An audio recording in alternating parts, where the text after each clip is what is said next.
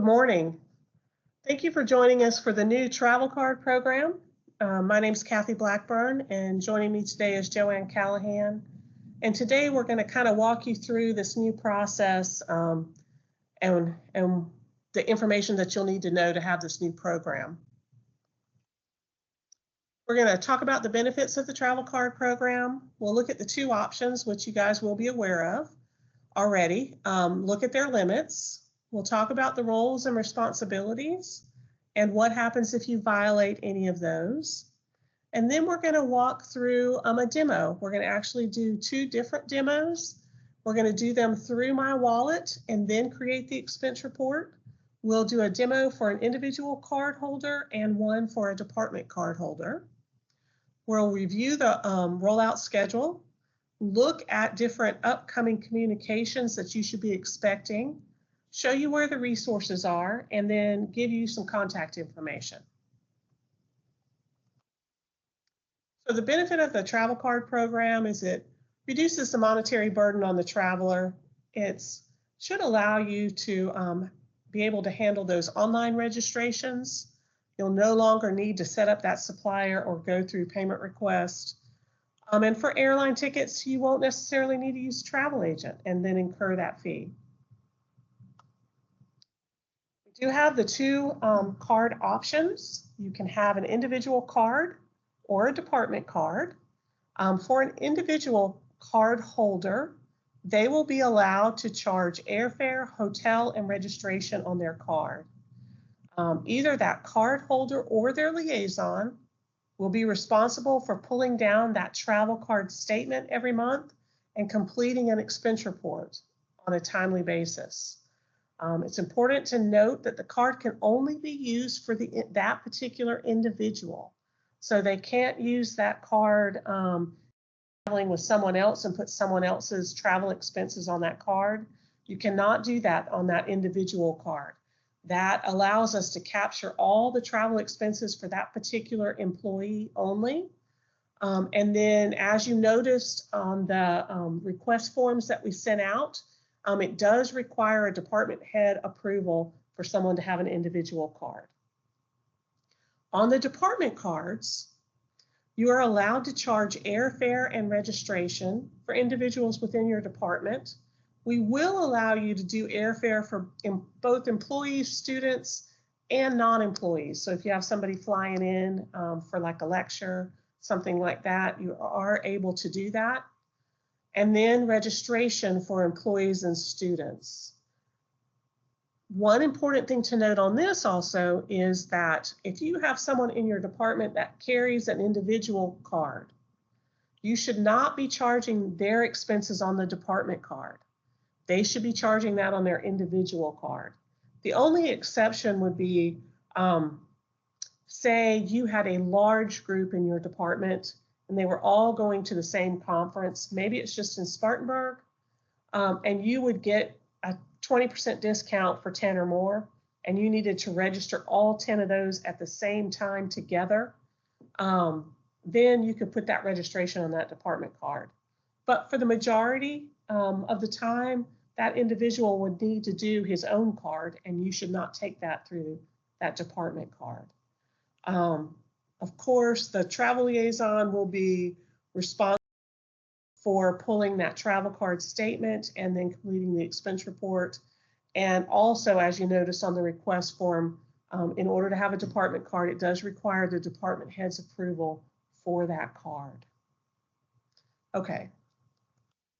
Travel limits, travel card limits. You can see them listed here. You would have made that selection when you made your request, whether or not you had an individual card or a department card.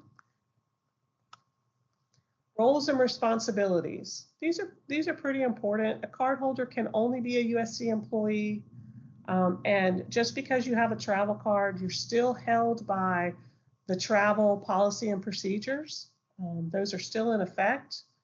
The card can only be used for flights, registration, memberships that apply to registration, and hotels.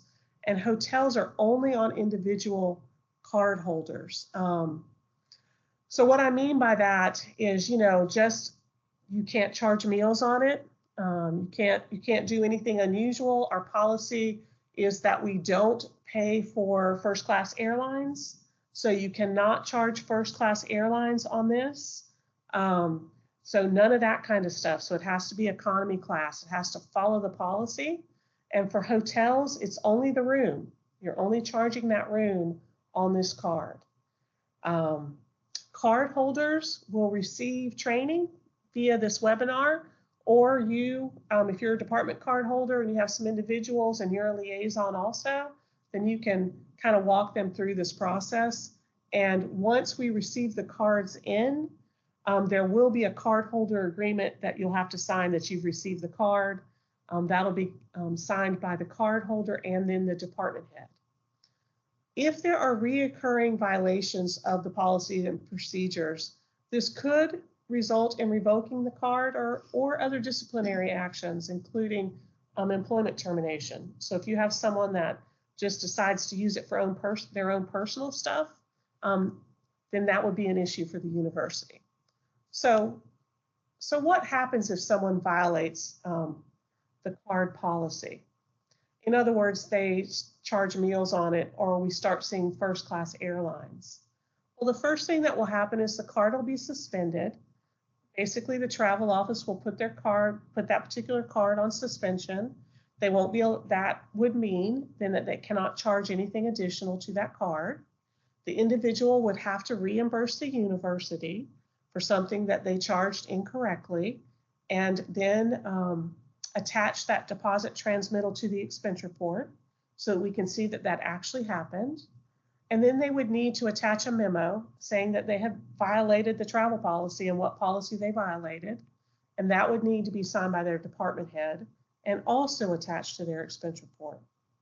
If we had reoccurring, so if this happened one time, once you did these steps, then the card would be reinstated and they can move on just like normal, because we all have that periodically. They may have just, I don't know, charged something that they didn't realize that they shouldn't have. That's fine. They'll have to reimburse the university. But if we have reoccurring violations, we will be revoking the cards. Any questions on any of that? Because what I'd like to do now is go out to a testing environment or a UAT environment and kind of walk through our examples so you can see what it looks like and what kind of information you're going to need to put on these expense reports ultimately. And we're going to do, like I said, 2 different examples, one for an individual card holder and then one for a department card holder. So let me move over to the environment and sign in. And the first person we're going to do is going to be that individual card holder. And in this case, that person is going to have had 2 separate things happen for the month. We are dealing with the month of December. And so what that means for your statement is that your statement is the 26th of the prior month. So in this case, if we're going to do our expense report, our My Wallet, and then expense report for December, that time frame would have been November 26th and then ending on December 25th. That'll be the last day for your travel card statement, will be the 25th of every month. So during that time frame, this particular individual actually had a conference in Las Vegas, and on that conference he had airfare, hotel, and registration. And then he also had a conference in Spartanburg, and on that particular case he just had registration.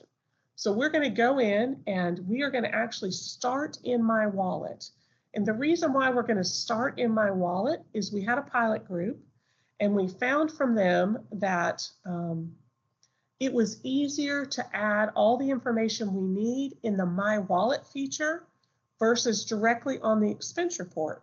So you'll see as we add this information to My Wallet, when we pull it into the expense report, all of the information is on the expense report, and it decreased the amount of time it took them to do this, to finally complete the expense report significantly. So let's walk through that. So we are going to go into main menu, And just a reminder that the data that we're going to show you, the transactions, are fake information. Oh yes, the users are real, but the transactions are not real. Right. So we're going to go into main menu, employee self-service, travel and expense, and then my wallet. And from here, I'm going to be acting as this individual cardholder's liaison. So me as a liaison, when you send in your request form, there's a little block for whoever your liaison is. Even if it's yourself, put that down there. But if you have an individual and someone else is their liaison, put that information down there, because these cards will be linked to the liaison. So I'm going to hit search from this screen. It's going to show all the people that I am a liaison for. And in our first example, we are going to do Roger Dougal. So I'm going to select Roger. And now I am in Roger's My Wallet. And as you can see, I'm going to be looking for unassigned transactions. And the program I'm using is the travel card. And I'm going to pull his particular travel card. And remember, I'm in a UAT environment. It's showing me 2 different card numbers. As we roll this out, you guys should only have 1 card number for travel card. And if you only have 1, it will default to that in production. The reason why you may have 2 is as we progress with this program, if something happens to one of the cards the individual had and they had to cancel it and have a new card reissued, it would show you both card numbers. So in this case, I'm going to pick 4212. And notice it's giving me the posting dates. It's actually giving me a full year's amount of time. And we know that those posting dates fall within the time frame that we're doing for this particular statement. So then I'm going to hit my search button. When I hit my search button, it's going to pull up all my transactions that are unassigned for that particular card. And as we see here, we have 4 transactions. The transaction dates are 11, 27, and 28. And then it's showing you the posting dates. So these are all stuff that's in the training environment. So we're going to click on our expense type. I'm going to click on the first one. When I do, that's my hotel and lodging. So remember, he went to an AICPA conference in Las Vegas, Nevada. So I'm going to pull in all my transactions, and you can see it's pulled in 1 of 4 up here. So if I roll down, I only see 1 of them. So I'm going to actually view all so that I can see all the transactions out there. And as you can see, we can see all 4 transactions. So now, because this is travel, travel is going to require that you give the default location on the travel card by line item. I know on a normal expense reimbursement or normal travel expense report, we do default location at the very top of the expense report. For the travel card, because in the month they could travel multiple different places, we need to show that default location on every line. So remember, Roger went to Las Vegas. He's got airfare, hotel, and registration for that. And it's an AICPA conference. So if I look, this is his hotel, and he actually traveled from the 12th through the 14th of December. If I click on the enhanced data, it will show me his hotel room, how much he spent. So he's within policy. Right here, he had 2 nights, and that was his room rate, right? So I'm going to go down and I'm going to select his location. So if I do that, he was out of state. And then in the description, it's going to be really important that you put all the information in the description, because that's where we're capturing it for each thing he did during the month. So he's going to an AICPA conference. My little, excuse me. My button took me all the way out. Let me go back in. Give me just 1 second. All right. We'll get back to him real quick. We'll go back to main menu, employee self-service, travel and expense, in my wallet. We will search. for me. So the system will take me just a minute.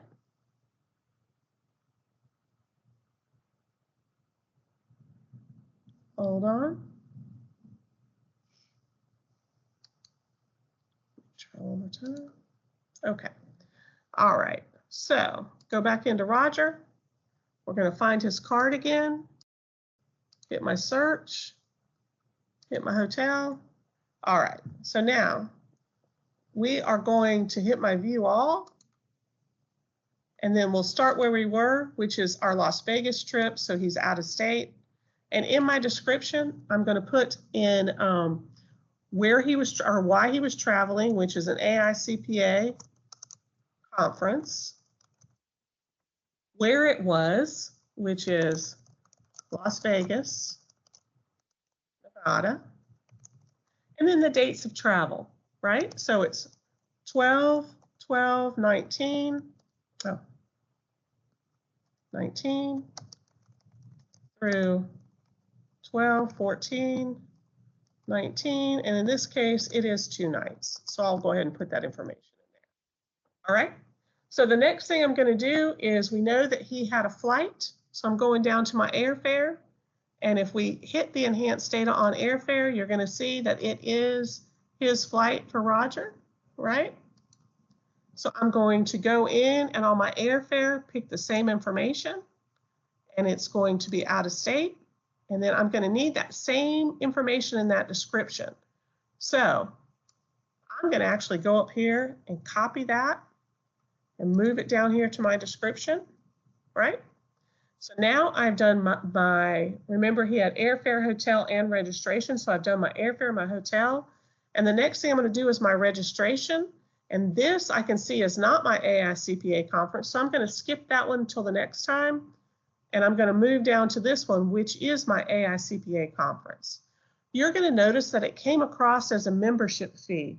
So when that expense type comes into my wallet for registrations, it typically will default to a membership fee. You will need to change that to registration.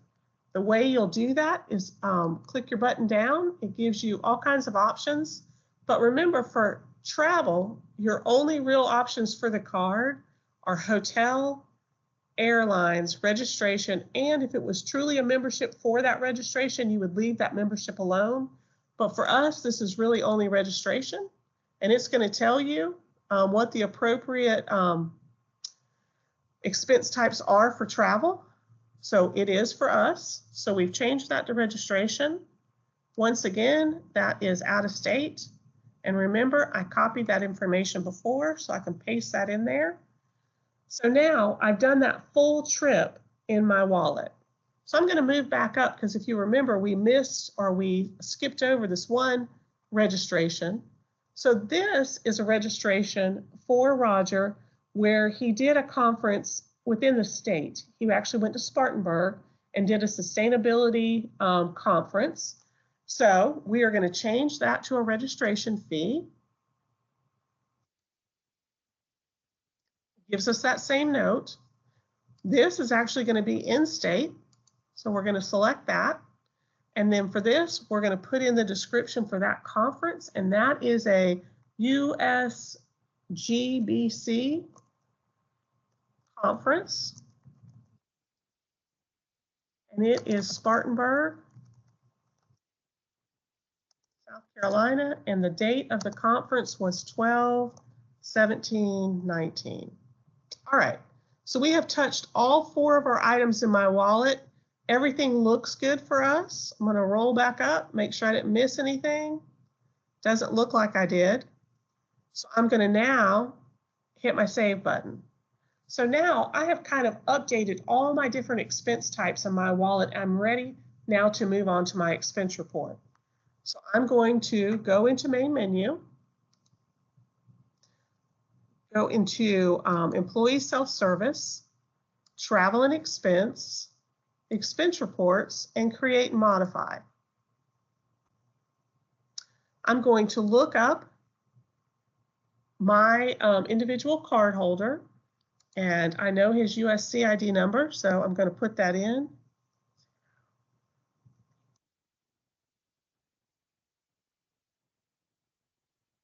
Okay, when I do that, I'm going to search for him. There he is. I'm going to select him and then hit my add button.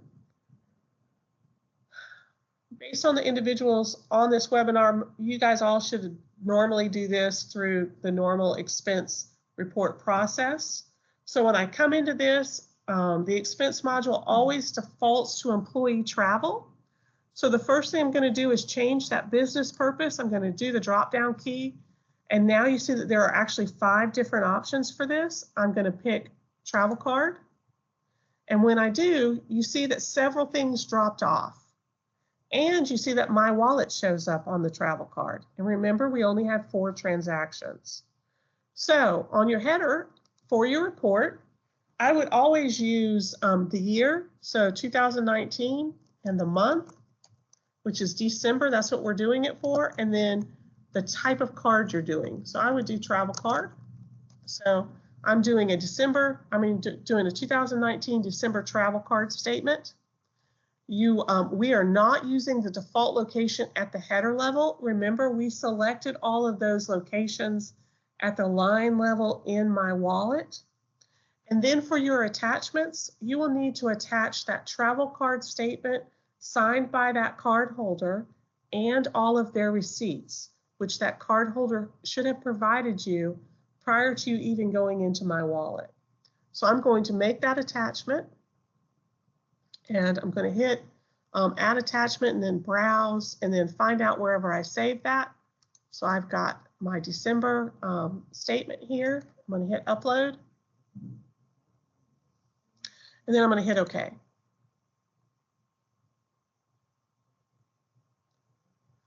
And as you can see, I've added my attachment.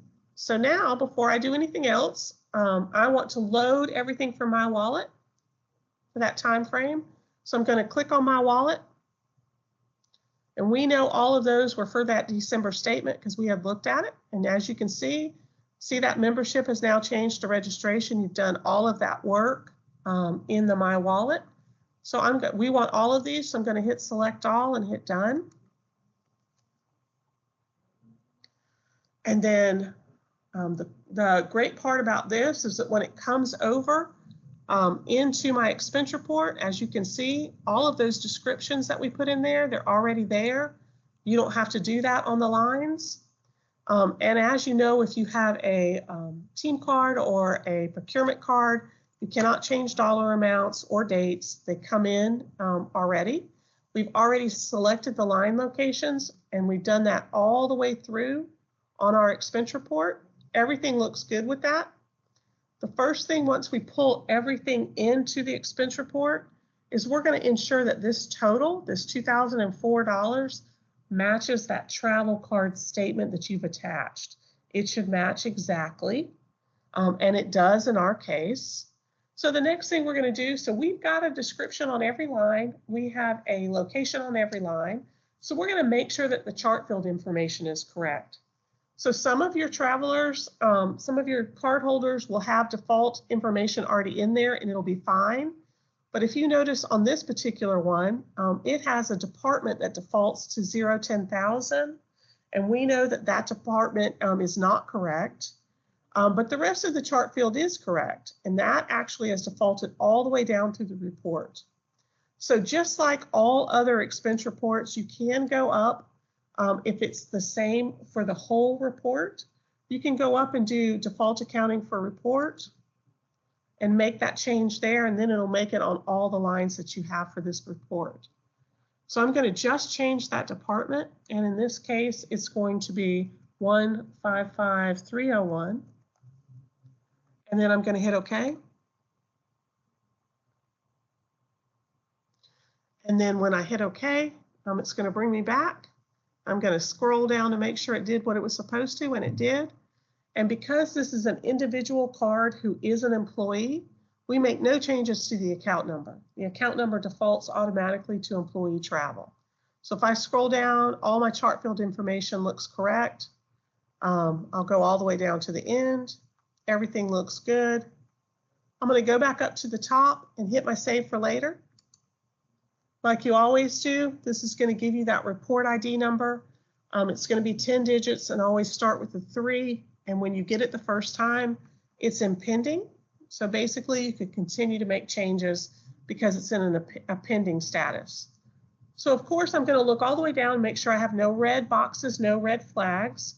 And you really shouldn't, because you've done all your work on the My Wallet section. So you've put in everything that you're required to put in. So I'm going to go all the way down. I have no red boxes, red flags. So I'm going to move back up to the top, scroll over to the right, and click on my summary and submit. Just like you do for any expense report, it's going to bring you to that summary page. On the summary page, you can see you have your attachment. You could add a note if you needed to. It's telling you you have 4 lines on your expense report. This amount must match your statement. And then you're going to click your checkbox and submit expense report. Of course, then confirm that by clicking OK.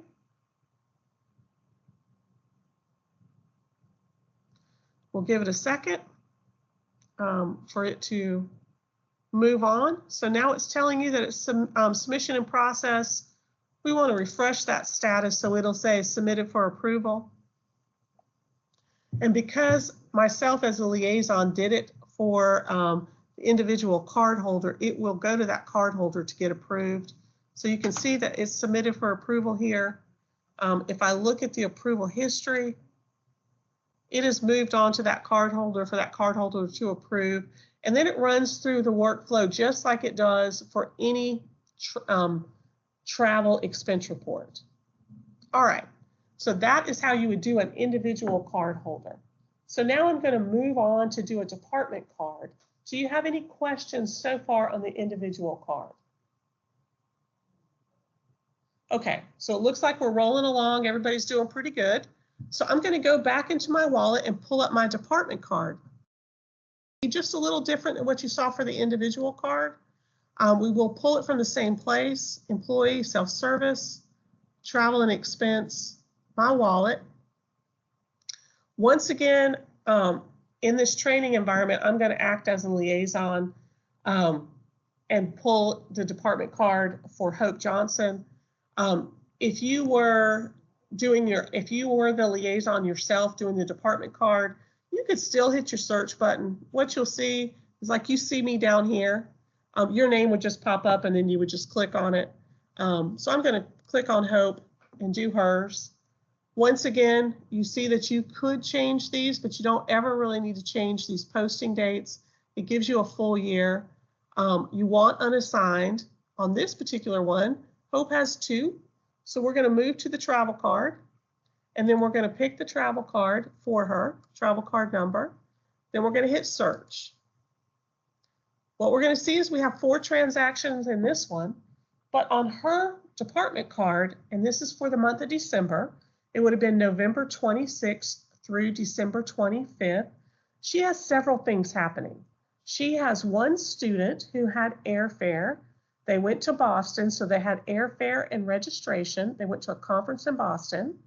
She has 1 employee that she did registration for, where they went to a conference, something in-state in Spartanburg. And then they actually have a speaker that they flew in to talk. So they just have airfare for that speaker. So we are going to actually look at all of those. And the most important thing on this is make sure that the description has all the information we need by the different type of individual that you are paying for with this department card.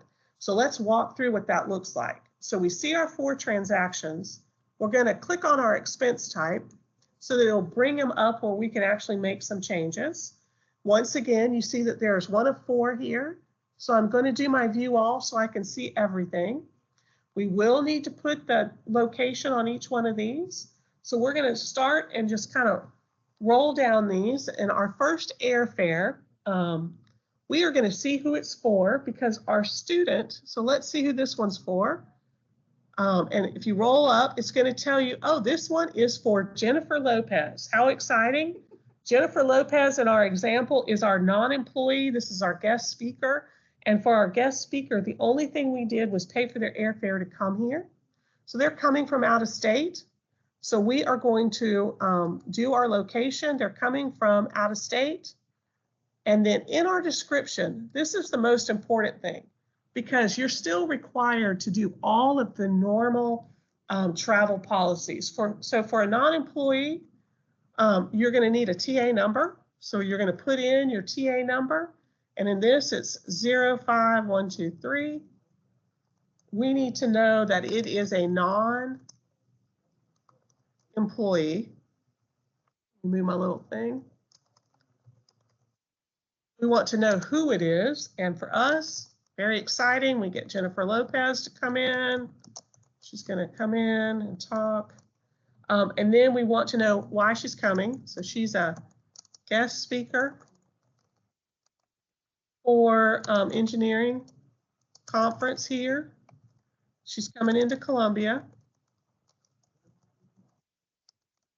And the date that she's coming here is 12, or she came here was 12/17/19. All right. So we need actually all of that information. And in order for you to know what you need by different types of people that you're doing, it will be in the job aid. There will be probably about page 13 in the job aid. It will show you if it's a student, what you need, if it's a non-employee, what you need, and if it's an employee, what you need on the department cards.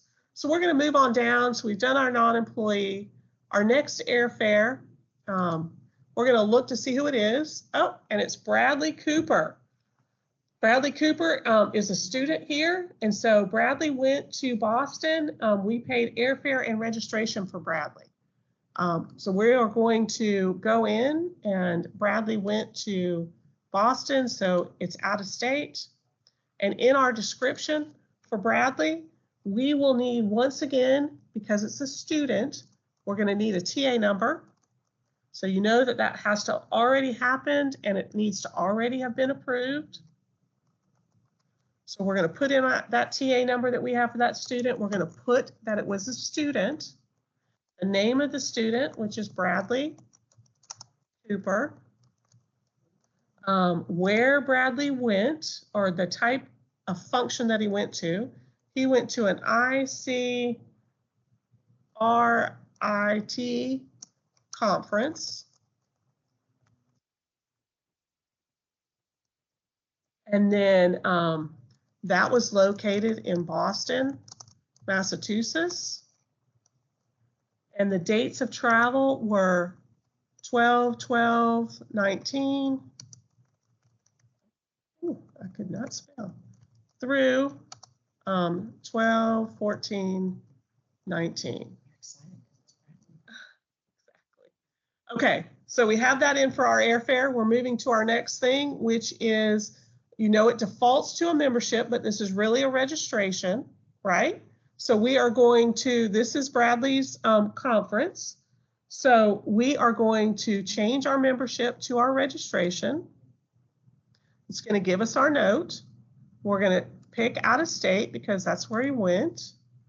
And then, cool thing about the My Wallet, so we're going to go back up here and we are going to highlight and copy all of that, put all of that information in our description, right?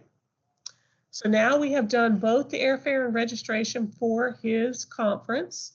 We're moving on to our last one. This last one is an employee. This employee went to this conference in Spartanburg. So it was just his registration fee for that. So we're going to change that to registration fee.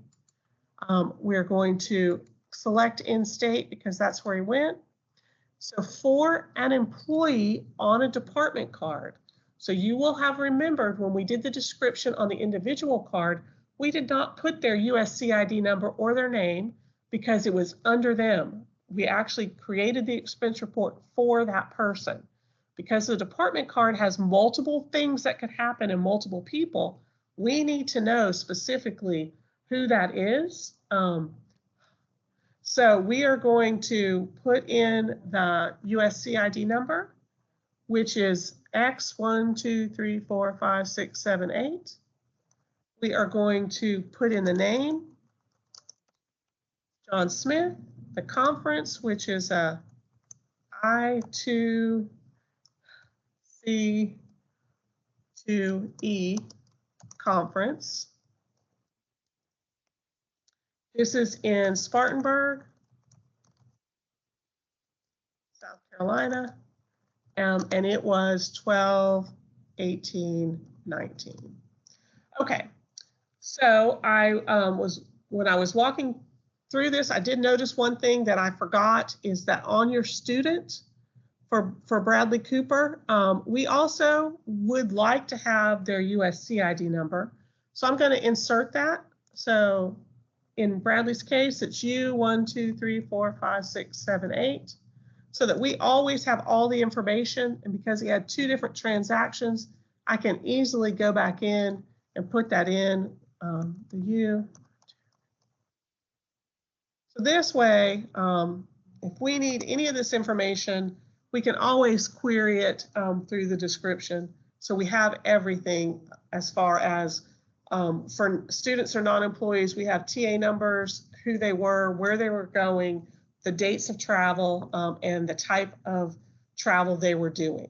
So we now have done that for all 4 of our transactions here in the department card. I'm going to scan through, make sure I didn't miss anything else. Does it look like it? So I'm going to go to the bottom and hit my save. Now I'm ready to actually build that expense report.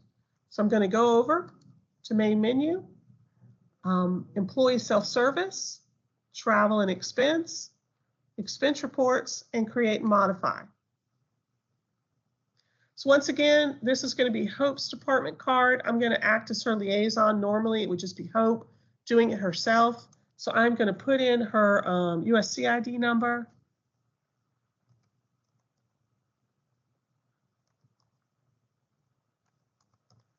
And then pull her up. Here she is. I'm going to hit add. And then that's going to, of course, default to an expense report for employee travel, which is what it does always. And so we're going to need to change that. So we're going to change that business purpose by doing our drop down key. And we can see that there are 5 options for us now. We're going to move that to travel card. We are going to put in, if you remember, we're going to put in the year, the month, and the type of card.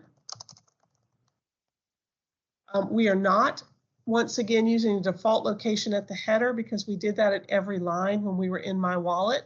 But we do need attachments. So we need the same thing that we had before. We need the travel card statement signed, and then we need all of the receipts for all the different travel. So I'm going to go in, do my attachment by hitting Add Attachment, hitting Browse, clicking on my statement with my attachments, hit Upload, and then OK.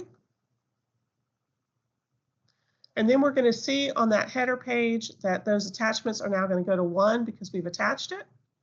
And then we can see we have our 4 My Wallet transactions. So I'm going to go into My Wallet.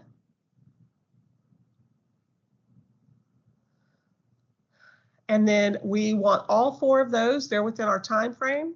So I'm going to select all, then hit Done. And then once again, just like it was with the individual card, you're going to see all that stuff that you did on the My Wallet is there. I think it's so much more convenient to do it that way because you're kind of on one screen. You're not having to tab through a whole lot of stuff. So you see everything there. We are going to go and look and make sure we didn't miss anything. Doesn't look like it. And then as you can see, this particular individual already has their chart field information in, and that is the department and fund that they want to charge all of this to. If it's not, because you have different types of travel here, you would want to make your adjustments on the line. Because if you did it in the default accounting, it would make your change all the way through the expense report. So if you're having to change a specific person, then you would want to do it on the line. So now, because we have student travel and we have non-employee travel on this expense report, we will have to change the account code. So if you remember, we had Bradley Cooper, which was our student. So we need to find all of our Bradley stuff. So we'll start with Bradley. So we have, here's Bradley here. You can see it clearly in your description because you have your name. So my student travel is going to be 52022. So I'm going to tab off of that, change him.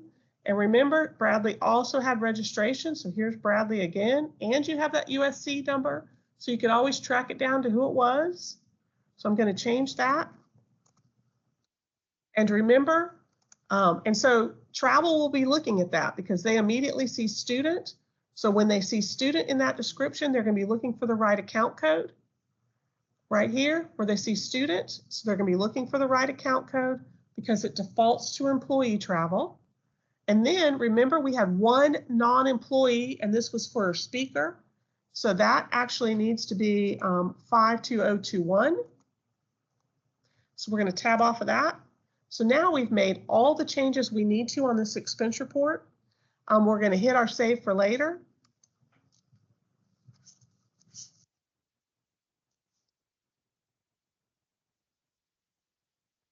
And then if you remember, it's going to give us that report number that's always 10 digits, always starts with a 3, and will be in pending. Pending means you still can make some changes. So we're going to also roll down and make sure we have no red flags or red boxes on our expense report, which is what you should always do before you try to go to the next stage. We don't have anything. Just as a side note, if you do not know what the account code should be because it's different, because normal things through PeopleSoft are only employee travel and it always defaults to the correct account code. In the travel policy, in the travel procedures on the controller's website, the very last page of the procedures shows you the different account codes that are available to use. So you should be able to find that out there on the controller's website. All right, so our expense report's ready to go. We are going to move over to our right at the top under Summary and Submit. And then we're going to get to that summary page. You can see your attachment. You know, you can always add a note. We have 4 lines, and we validated that our total for our expense report is the same total on the travel card statement. So everything's good to go. We're going to check our box and hit Submit Expense Report. We're going to confirm that. Then it's going to go from pending to submission and process, and we're going to refresh that to get it to submitted for approval, and then we'll look at our workflow. So let me refresh that.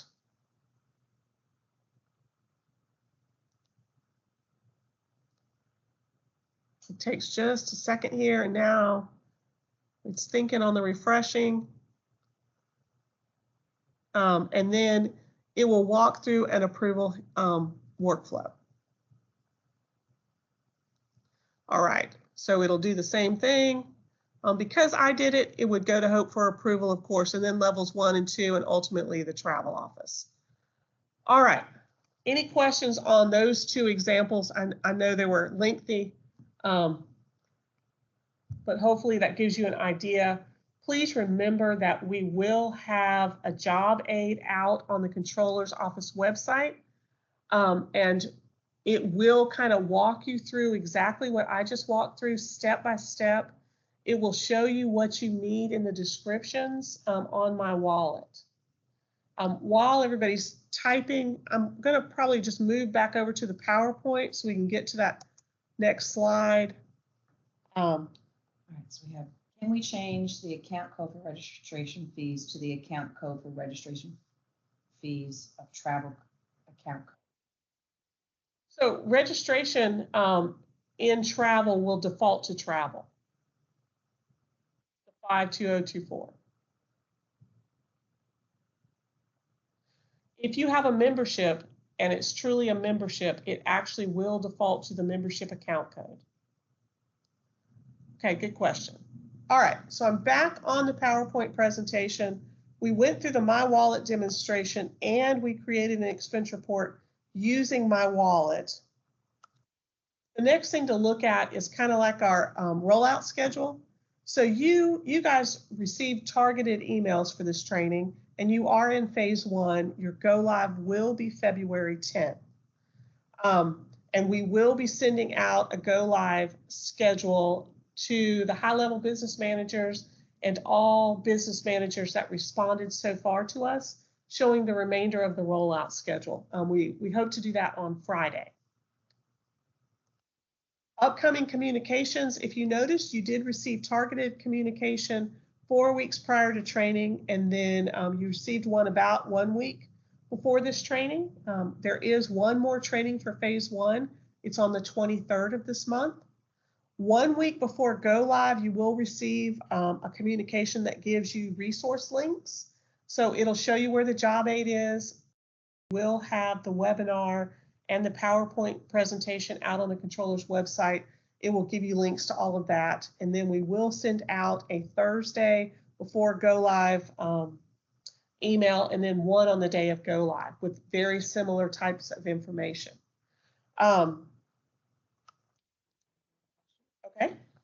Megan's asking, since we aren't able to make hotel reservations on the department card, do we enter a separate expense report to reimburse for the employee for hotel fees? Correct. If so, do we include these expenses on that expense report too, but indicated that it's not a reimbursement? No, you do not. Anything that you pay on the department card should not be included on a normal expense report. And vice versa. And vice versa.